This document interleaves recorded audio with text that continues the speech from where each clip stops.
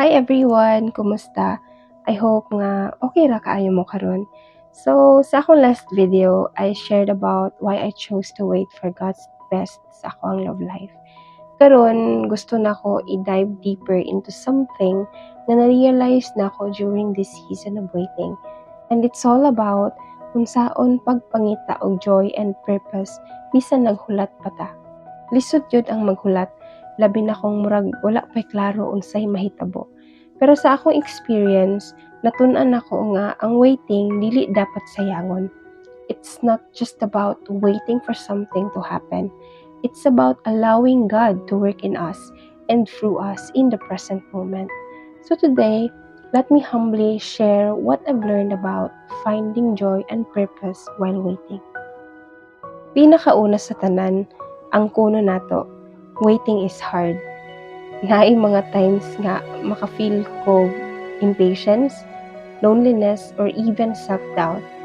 Dali kayo ta ma-pressure kung tanaw na tong mga tao sa atong palibot, mga kasilagan, mga kaila nga naay relationships, or ang tanan expectations nga kinahanglan daw naa na ka sa certain stage sa imong life. But one thing I've realized is this: the waiting season is not meant to punish us.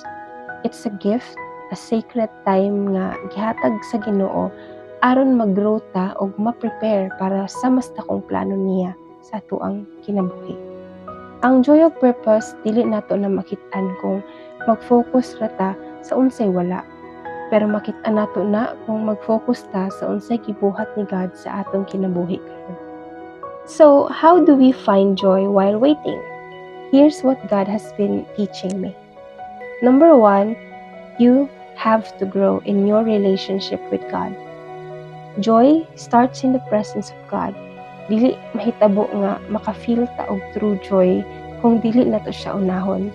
In Psalm chapter 16 verse 11, giingon didto, "In your presence there is fullness of joy."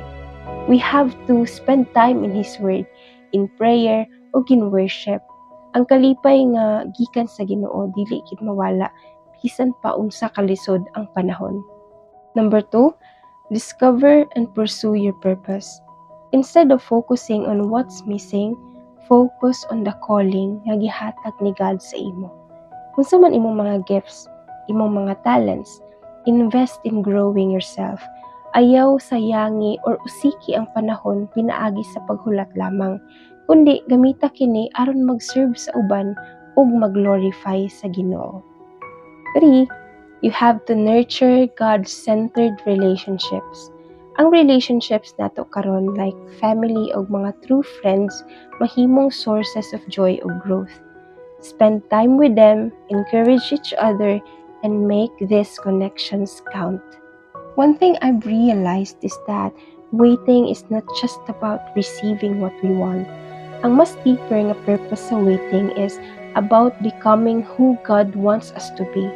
Ang waiting season mao ang panahon aron ma-transform ta spiritually, emotionally, ug even mentally para ma-ready ta sa future nga naa sa plano ni God sa atuang mga kinabuhi.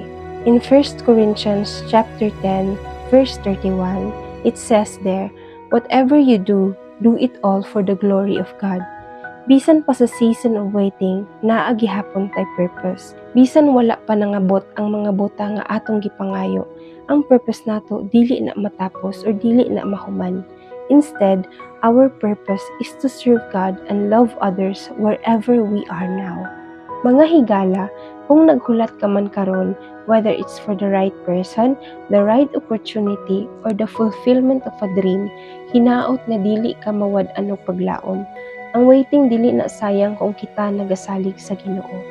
I humbly encourage you to see this season as a time of preparation and trust. Ang kalipay o purpose dili nato na makita sa atong mga gipangandoy, kundi makita nato na sa presensya sa Ginoo. Let's take this season to grow, to serve, and to discover the beauty of God's plan even when it's not yet complete.